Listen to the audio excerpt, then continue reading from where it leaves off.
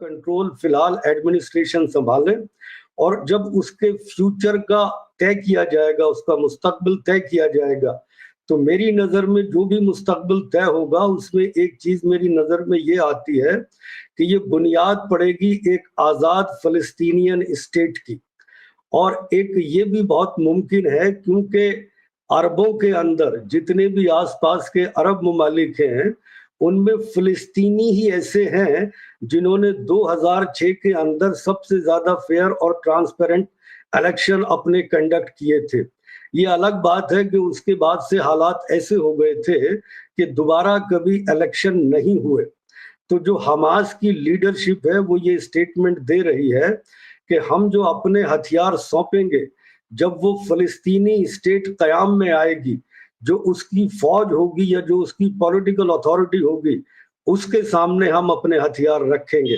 उन्होंने एक ये मैसेज देने की कोशिश की थी कि तकरीबन 1.5 साल की जंग के बावजूद उनके हौसले मजबूत हैं, उनकी मिलिट्री और पॉलिटिकल लीडरशिप इंटैक्ट है।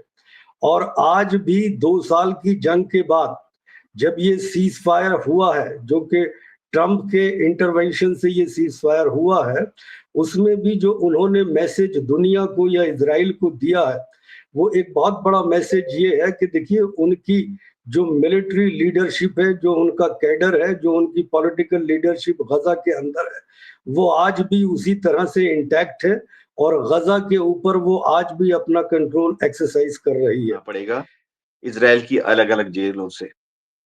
अगर ये दो कदम कामयाब हो जाते हैं तो फिर अगला कदम थोड़ा सा आसान लग रहा है। अगला कदम यही है कि इजराइल ने हमास के ऊपर या गाजा के ऊपर कोई बमबारी अब तक जैसे नहीं की है, वह कामयाब रहेगी और कंटिन्यू करेगी। और उसी अगले कदम का हिस्सा है कि हमास ने भी जिस तरह से अभी आईडीएफ के ऊपर कोई हमला नहीं किया, वो हमला और करेगा नहीं। इसी तरह मुझे ऐसा लगता है कि ये ट्रंप साहब ने अपनी तरफ से ये कोशिश की है जंग बंदी करने की। हालांकि इजराइल या उनकी हार्ड लाइन जो गवर्नमेंट है नेतन्याहू और उनके हार्ड लाइन जो साथी थे, वो इस जंग बंदी के हक में नजर नहीं आते थे। अब इसका पहला मरहला तकरीबन मुकम्मल हो गया है और दूसरे मरहले के लिए शर्म अल शेख के अंदर आज मीटिंग हो रही है, जहां पे 2 दर्जन से ज्यादा दुनिया के जो इम्पोर्टेंट लीडर्स हैं वो भी उनके अंदर मौजूद रहेंगे। तो मुझे ऐसी उम्मीद है कि इसके भी मुस्बत नताइज होंगे और हम इंशाल्लाह एक सेकंड फेज की तरफ भी, जिस तरह से हालात चल रहे हैं, मेरी समझ में इसके भी पॉजिटिव रिजल्ट आएंगे। जी मुमताज। उनको उनका खैर मकदम करता हूं। सबसे पहले मैं आऊंगा ग्रुप कैप्टन उत्तम कुमार देवनाथ जी के पास के जो डोनाल्ड ट्रंप दौरे पर हैं, वो इजरायली पार्लियामेंट में बोल चुके हैं, मीटिंग अब मिस्र में होनी है, वहां तमाम ममालिक जमा हुए हैं और डिसआर्म की बात बार बार की जा रही है। इसे एक बहुत बड़ी कामयाबी के तौर पे डोनाल्ड ट्रंप देख रहे हैं, नेतन्याहू भी देख रहे हैं। लेकिन जो बात अमेरिका चाहता है वो हमास मानने के लिए तैयार नहीं है। फिलहाल हमास ने कहा हम डिसआर्म नहीं होंगे और ये ठीक है, हमने तमाम जो बंधक है वो हम छोड़ रहे हैं, लेकिन हम इस जमीन से नहीं जाएंगे। उन्होंने कहा कि अगर हमें यहाँ से जाना ही होता और यहाँ हमें रहना ही नहीं होता और आप ये कह रहे हो नहीं रहोगे, तो हम दस्तखत किस बात के करें, समझौता किस बात करें? दुनिया में कौन ऐसा है जो अपने जाने पे समझौता करे? कहा कि आप एक तरफ हमें मान नहीं रहे, दूसरे हमें तरफ से कहते हो कि सिग्नेचर करें। तो बहरहाल इस पूरे सिनेरियो को ग्रुप कैप्टन साहब कैसे आप देखते हैं? आपसे ही शुरुआत करते हैं। शुक्रिया डॉक्टर रिजवी। सबसे बड़ी बात यह है कि एक टिपिंग पॉइंट आया है कि आखिरी जो जिंदा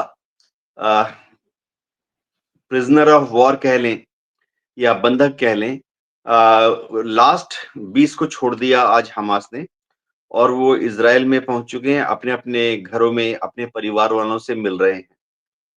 तो इस टिपिंग पॉइंट के बाद आगे का रास्ता थोड़ा साफ नजर आ रहा है। आगे का रास्ता ये है कि बदले में इजराइल को भी करीबन 2000 फिलिस्तीन के अरब लोगों को जो कि गजा से अरेस्ट किए गए थे या वेस्ट बैंक से अरेस्ट किए गए थे, उनको छोड़ना पड़ेगा इजराइल की अलग अलग जेलों से।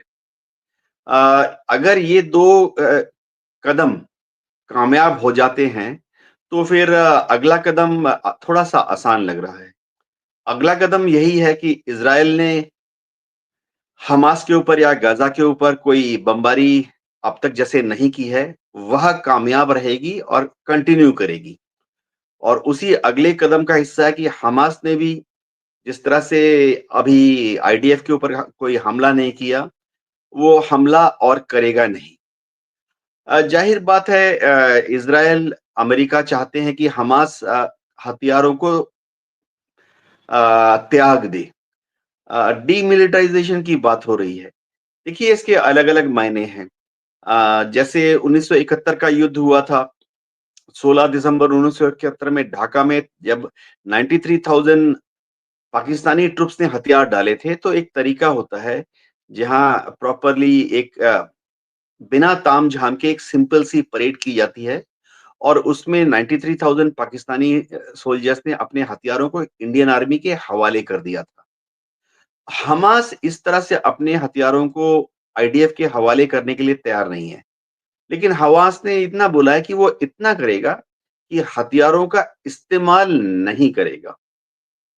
तो मेरे ख्याल से ये 1 कदम, 2 कदम, 3 कदम बहुत बड़ी शुरुआत है, अच्छी शुरुआत है। जी। ये एक अच्छी शुरुआत है और बहुत पॉजिटिव जेस्चर है। दोनों तरफ लोग बहुत खुश हैं। वहाँ पे बहुत उन्हें अच्छा लग रहा है और फिलिस्तीनी जो कैदी हैं वो भी अब छोड़े जाने लगे हैं, वो भी रिलीज होने लगे हैं। काफी जो है वो रिलीज होकर के आए हैं। रेड क्रॉस जो है वो उन्हें लेकर के निकल रही, तो वहां पर भी ये है और बहुत सारी बातें हैं। लेकिन मैं अभी आऊंगा यहाँ पे क्योंकि एक बयान मेजर जनरल साहब यहाँ पे मैं देख रहा हूँ और बयान ये आया है हमास की तरफ से कि अगर इजराइल दोबारा जंग शुरू करेगा तो तहरीक हमास उसका डटकर मुकाबला करेगी। और दूसरा इन्होंने कहा है जो बहुत इंपॉर्टेंट कि आप जो हमारे पास बंधक थे हम उनको बचा रहे थे और इजरायली हुकूमत जो है उनको मारने पे तुली हुई थी कि इनको मार दिया जाए। ये जो और मैंने देखा एक वीडियो कि जिसमें जो बंधक थे वो तो खैर बहुत सेहतमंद वरना दिखा रहे थे कि किस तरह के बंधक है, लेकिन बहुत सेहतमंद तंदुरुस्त, चेहरे पर कोई थकावट नहीं, बल्कि वो जो हमास के लड़ाके उनको बोसा दे रहे थे, गले मिल रहे थे इस तरह से रिहाई से पहले। ये जो तस्वीर है कैसे देखते हैं आप? हालांकि जो अभी इजराइल से निकल के कैदी आएंगे उनकी जो हालत हुई होगी वो सब जानते हैं। तो खैर ये एक फर्क तो इससे पहले भी हमास ने दिखाने की कोशिश की दुनिया के सामने कि हमारा रवैया क्या है और इनका रवैया क्या है। हमें ये टेररिस्ट कहते हैं लेकिन इनके रवैये से लगता है यही टेररिस्ट है। तो खैर ये आप कैसे देखते हैं इस पूरे जेस्चर को? हमारे मेजर जनरल साहब जावेद इकबाल साहब। जी, अस्सलाम वालेकुम मुमताज भाई, आपको, आपके सभी सुनने वालों को और हमारे दोनों साथियों को भी, आप सभी को, और जय हिंद। देखिए, हमास ने इससे पहले भी जब इजरायली कैप्टिव्स को रिलीज किया था, जिस तरह से इजरायली कैप्टिव्स उनके गले लग रहे थे और जिस तरह से उन्होंने हमास के बारे में रिलीज होने के बाद भी बोला है, उससे एक बात बड़ी साफ है कि हमास ने जो इजरायली कैप्टिव थे, इस तमाम तर जंग के बावजूद और इन सारी परेशानियों के जहाँ पे के फाका कशी के भी मौके थे, उन्होंने अपने कैप्टिव्स को बेहतर कंडीशन में रखा था। और एक इसका बड़ा पॉजिटिव मैसेज भी दुनिया के अंदर गया था, और जिसको इजराइल समझता था कि ये साइकोलॉजिकल ऑपरेशंस थे। अगर पिछली बार आप देखें, जो फरवरी और मार्च के अंदर जो इजरायली कैप्टिव्स रिलीज किए गए थे, हमास ने जिस तरह से उन्हें डिस्प्ले किया था और जो जो इजराइल की यूनिट्स जिसको उन्होंने 7 अक्टूबर के बाद जंग में हराया था, उन सब के फॉर्मेशन साइन लगा के उन्होंने एक ये मैसेज देने की कोशिश की थी कि तकरीबन 1.5 साल की जंग के बावजूद उनके हौसले मजबूत हैं, उनकी मिलिट्री और पॉलिटिकल लीडरशिप इंटैक्ट है। और आज भी 2 साल की जंग के बाद जब ये सीज फायर हुआ है, जो कि ट्रंप के इंटरवेंशन से ये सीज फायर हुआ है, उसमें भी जो उन्होंने मैसेज दुनिया को या इजराइल को दिया है, वो एक बहुत बड़ा मैसेज ये है कि देखिए उनकी जो मिलिट्री लीडरशिप है, जो उनका कैडर है, जो उनकी पॉलिटिकल लीडरशिप गजा के अंदर है, वो आज भी उसी तरह से इंटैक्ट है और गजा के ऊपर वो आज भी अपना कंट्रोल एक्सरसाइज कर रही है। एक चीज जो हम डिस्कस कर रहे थे कि जैसे अभी हमारे ग्रुप कैप्टन साहब ने भी कहा कि जो हथियार डाले जाते हैं वो तब डाले जाते हैं जब कोई फौज हार जाती है जंग में। हमास इजराइल से जंग में हारी नहीं है, वो इजराइल से आखिरी दम तक, आखिरी लम्हे तक मुकाबला करती रही है। अब सवाल ये पैदा होता है कि उनसे हथियार कौन डलवाएगा। इससे पहले भी हम ये डिस्कस करते रहे हैं कि जब भी सीज फायर के प्रपोजल्स आए थे, उसमें हमास का ये कहना था कि वो जो पॉलिटिकल कंट्रोल है गजा का, वो उसे छोड़ने के लिए तैयार हैं और वो चाहते हैं कि एक कोई इंट्रा फिलिस्तीनियन रिकंसिलिएशन हो, जिसमें फिलिस्तीनियों के जितने भी ग्रुप्स हैं और जो उनके टेक्नोक्रेट्स हैं, वो मिलके गजा का कंट्रोल फिलहाल एडमिनिस्ट्रेशन संभालें और जब उसके फ्यूचर का तय किया जाएगा, उसका मुस्तकबिल तय किया जाएगा, तो मेरी नजर में जो भी मुस्तकबिल तय होगा उसमें एक चीज मेरी नजर में ये आती है कि ये बुनियाद पड़ेगी एक आजाद फिलिस्तीनियन स्टेट की। और एक ये भी बहुत मुमकिन है क्योंकि अरबों के अंदर जितने भी आसपास के अरब ममालिक हैं, उनमें फिलिस्तीनी ही ऐसे हैं जिन्होंने 2006 के अंदर सबसे ज्यादा फेयर और ट्रांसपेरेंट इलेक्शन अपने कंडक्ट किए थे। ये अलग बात है कि उसके बाद से हालात ऐसे हो गए थे कि दोबारा कभी इलेक्शन नहीं हुए। तो जो हमास की लीडरशिप है वो ये स्टेटमेंट दे रही है कि हम जो अपने हथियार सौंपेंगे, जब वो फिलिस्तीनी स्टेट कयाम में आएगी, जो उसकी फौज होगी या जो उसकी पॉलिटिकल अथॉरिटी होगी, उसके सामने हम अपने हथियार रखेंगे। और उनका ये भी कहना है कि ये जो मज़ाहमती ग्रुप है, ये फ्यूचर फिलिस्तीनी स्टेट का हिस्सा बनेंगे। तो फिलहाल ये उनका वहां पे कहना है। और एक चीज में छोटी सी और ये अर्ज करता चलूं आप लोगों की, सुनने वालों के लिए, कि आखिर ये सीज फायर क्यों हुआ। मुझे ऐसा लगता है कि जब सेकंड टाइम ये कैप्टिव्स की और प्रिजनर्स की एक्सचेंज चल रही थी, तो एक डिस्कशन में हमने ये देखा था कि जितने भी इजराइल के कैप्टिव्स आए थे उनकी बड़ी इंटेंस डीब्रीफिंग इजराइल के अंदर हुई थी। और इजरायली मिलिट्री ने जब वो गजा के बहुत सारे इलाकों से विड्रॉ कर रही थी, तो वहां पे बहुत सारे अपने कैमरास, लिसनिंग डिवाइसेस इम्प्लांट कर दिए थे।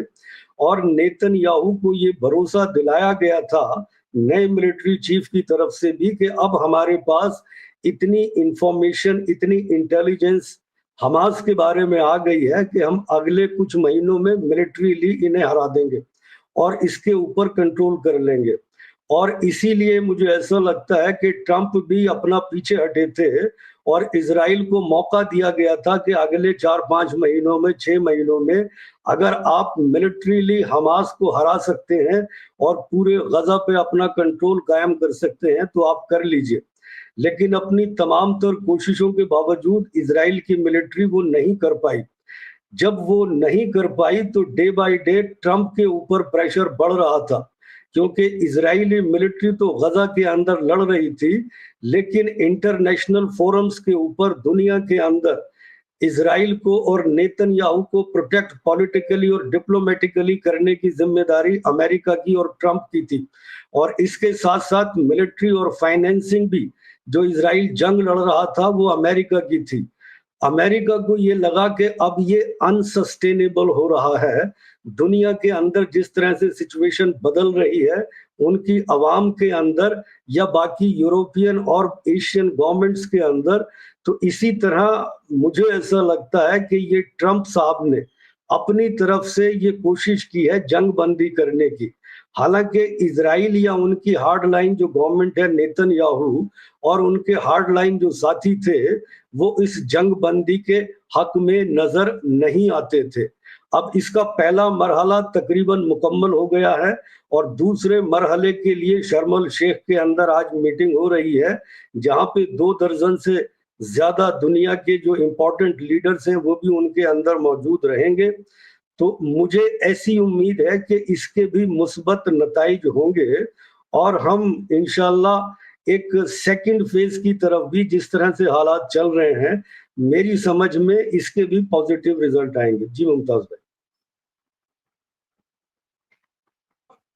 यही चाहते हैं कि जो भी हो पॉजिटिव रिजल्ट आए, अच्छा रिजल्ट आए। अभी यहाँ कैप्टन शमशाद आलम साहब ने ये एक पोस्ट किया है कि हमास ने अमेरिका से कहा है कि वो अब तक कतर के जरिए बात किया है, तो आगे भी उसी के जरिए से बातचीत होगी और हथियार उसी सौंपेंगे, उसी वक्त सौंपेंगे जब फिलिस्तीन में चुनी हुई सरकार होगी। किसी दूसरे को हम हथियार नहीं सौंपेंगे। चुनी हुई सरकार भी हो, ये भी कहा है, और इसके साथ साथ कहा है कि वहां पे नेशनल जो मिलिट्री बनेगी तो उसमें हम मतलब हम सरेंडर भी करेंगे और उसमें वो हमें शामिल करें, हमारे तमाम जो जवान हैं, अल-कसाम ब्रिगेड या और जो भी इनकी ब्रिगेड है उसको इसमें शामिल किया जाए। इसके अलावा आज जो है ईरान के सुप्रीम लीडर खामनाई साहब ने हमास और फिलिस्तीन के चाहने वालों को खबरदार किया है कि वो खबरदार रहें, अमेरिका और इजराइल भरोसे के काबिल नहीं है, वो होस्टेज के छूटने के बाद दोबारा अटैक कर सकते हैं। यानी इजराइल और अमेरिका तो इस तरह के जाहिर बात है एतमाद खोया है, तो ये तो है। और ये बात चूंकि हमास ने खुद कही है कि अगर अब फिर अटैक किया तो हम मुकाबला करेंगे, ऐसा नहीं कि मुकाबला नहीं करेंगे। इसके अलावा एक और जून में हुए ईरानी हमले में घायल एक सेटलर आज अपने जख्मों के कारण मृत घोषित किया गया है। ये खबर आई। बहरहाल मैं और आगे चर्चा करूंगा, लेकिन हमारे साथ जो मेहमान जुड़े, मैं 2 तारुफ करा दूं। हमारे साथ एडवोकेट राशिद रिजवी साहब जुड़ गए हैं और एडवोकेट रेशमा हनीफ साहिबा, दोनों हमसे जुड़ गए हैं। एडवोकेट राशिद रिजवी साहब सीनियर पॉलिटिकल एनालिस्ट हैं, माहिर तालीम, माहिर कानून, और इसके साथ साथ वो मिडिल ईस्ट पे अच्छी नजर रखते हैं और अच्छा एक तज्जिया पेश करते हैं। रेशमा हनीफ साहिबा, एडवोकेट रेशमा हनीफ साहिबा, वो ह्यूमन एक्टिविस्ट हैं, वो भी हालात पे अच्छी नजर रखती हैं और अपना एक नजरिया रखती हैं, उसे पेश करते हैं। मैं उनका भी इस्तकबाल करता हूँ और मैं फिरोज बख्श साहब के पास आऊंगा। मैं शॉर्ट में चाहता हूँ पहले एक राउंड कर लें। फिरोज बख्श अहमद साहब, क्या उम्मीद आपको है, क्योंकि शक अब भी है, जिस तरह की वार्निंग बार बार दी जा रही है इजराइल की तरफ से, बार बार जो जेस्चर दिखाया जा रहा है, अब या तो ये इसलिए किया जा रहा है कि हुकूमत बची रहे, तो वो बयान भी दे रहे हैं कि हम बहुत कामयाब हो गए, फाते हैं, शुक्रिया डोनाल्ड ट्रंप का, इस तरह से शुक्रिया अदा कर रहे थे कि गोया कि ट्रंप ने ही जंग जितवा दी है। तो दुनिया इसको नहीं समझ रही। कैसे आप देखते हैं इस पूरे हालात को?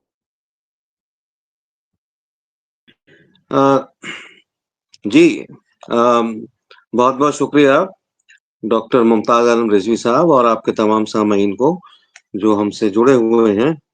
देखिए, ऐसा है कि ये जो सीज फायर हुआ है अच्छा हुआ है, ठीक है, देर आए दुरुस्त आए, लेकिन इस सीज फायर से बहुत ज्यादा खुश होने की कोई जरूरत नहीं है, क्योंकि नेतन्याहू साहब काफी अरसे से कहते चले आए हैं कि मैं कभी भी अटैक कर सकता हूँ। यानी उनके कहने का मतलब है अगर हमास ने कोई गोली चलाई, हमास ने कुछ अपना तशद्दुद किया किसी तरह का, तो मैं कभी भी अटैक कर सकता हूँ। खैर, साथ ही साथ इसमें इसलिए भी बहुत ज्यादा खुश होने की जरूरत नहीं है इस सीज फायर से, क्योंकि जब तक फलस्तीन 2 स्टेट पॉलिसी के ताल्लुक से उसका मैनेजमेंट शुरू नहीं हो जाता, उसकी एडमिनिस्ट्रेशन, उसकी पॉलिटिकल जो भी उसकी गाइडलाइंस हैं वो शुरू नहीं हो जाती, तब तक, या मुझे पता नहीं, हमेशा इसराइल का मिलिटरीली भी कब्जा है गाजा पे, वेस्ट बैंक पे भी है, तो मैनेज आज भी सीज फायर होने के बाद भी आज भी इसराइल इस खित्ते को मैनेज कर रहा है, किसी भी सूरत में आप देखिए। खैर चलिए, वो बमबारी बंद हुई, वो जो लोग भूखे थे जिनके ऊपर गोलियां चलाई जाती थी, वो 10 मील चल के खाना लेने जाते थे और उनको आईडीएफ के जो फौजी हैं गोली से भून देते थे या ऊपर से जहाज से बम गिरा देते थे। एटलीस्ट वो मैं समझता हूँ वो एक अच्छी बात हुई है। लेकिन बावजूद इसके मैं जो बयान आया है ईरान के सुप्रीमो का, खामेनेई साहब का, मैं 101% उनके बयान के साथ हूँ, क्योंकि उन्होंने बिल्कुल सही कहा है कि बहुत ज्यादा मसर्रत की बात नहीं है। ठीक है, जो हो रहा है चल रहा है, लेकिन इसराइल के ऊपर और उसका जो सरपरस्त है अमेरिका, इन दोनों के ऊपर कभी भी भरोसा नहीं किया जा सकता। एक छोटा सा एग्जांपल देता हूँ, और देवनाथ जी भी और ये ग्रुप कैप्टन साहब और हमारे मेजर जनरल जावेद साहब भी इस बात की तायद करेंगे। अमेरिका इतना बड़ा धोखेबाज है कि जब 1971 में लड़ाई हो रही थी पाकिस्तान की और इंडिया की, तो अमेरिका ने पाकिस्तान से वायदा किया था कि उसकी गालिबन 7th फ्लीट है, वो आएगी, पाकिस्तान को बचाएगी। ठीक है, पाकिस्तान हार गया, उसका आधा हिस्सा, उसकी जो बाजू थी ईस्ट पाकिस्तान, वो बांग्लादेश बन गया। That is part of history now. और अमेरिका की 7th फ्लीट अगर आई तो उसने कुछ किया नहीं। ठीक है, तो अमेरिका के ऊपर भरोसा करना ऐसा ही है कि जैसे मतलब आप अंधेरे में तीर चला रहे हैं, लग गया ठीक है, नहीं लगा तो कुछ नहीं कर सकते। लेकिन हम फिर भी हमारा यही ख्याल है कि पीस जब तक कायम है, कायम रहनी चाहिए। लेकिन नेतन्याहू अपने पावर स्ट्रगल के चक्कर में, अपनी सीट को बचाने के चक्कर में, he can go to any extent. He is totally an undependable person and equally undependable is Mr. Trump. ये दोनों एक ही थैली के चट्टे बट्टे हैं और ये एक ही दूसरे को जो है सपोर्ट करते रहते हैं। तो आगे आने वाले दिनों में क्या हो सकता है, ये तो ओनली टाइम विल अनफोल्ड, ये तो वक्त ही बताएगा। लेकिन हम उम्मीद ये करते हैं कि ईरान इनके गैज़ो गज़ब से बचा रहे, गाजा बचा रहे, और जो पड़ोसी मुल्क हैं, चाहे वो सीरिया हो, चाहे वो जॉर्डन हो, चाहे वो कोई भी मुल्क हो, ये सब इनसे बचे रहें। आज बड़ी अजीब बात हुई, बात को मैं खत्म कर रहा हूँ इस सेंटेंस को कह के कि ट्रम्प साहब आज वहां गए, इजिप्ट गए, उन्होंने अल सीसी की तारीफ करी, ठीक है, और कहा बड़े मजबूत रहनुमा है, ये सारी चीजें, और उनका कुछ भरोसा नहीं, कभी भी कुछ भी कह देते हैं। अब इसमें एक नया रुख इसमें यह है कि इस मीटिंग के अंदर हो सकता है कि एर्दोगान ना है, क्योंकि पहले तो इनके आने का नहीं था, नेतन्याहू का इन लीडर्स की समिट में आने का कोई प्रोग्राम नहीं था। ट्रम्प साहब पलट गए, उन्होंने कहा नेतन्याहू भी आएंगे। जब उन्होंने ये कहा तो एर्दोगान ने कहा कि अगर नेतन्याहू